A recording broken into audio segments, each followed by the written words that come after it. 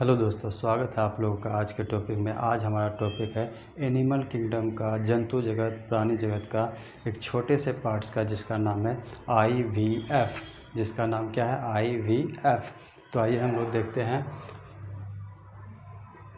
IVF है, IVF है। क्या होता है? In vivo fertilisation. दूसरा क्या होता है? In vitro fertilisation. विवो का मतलब क्या होता है? प्राकृतिक।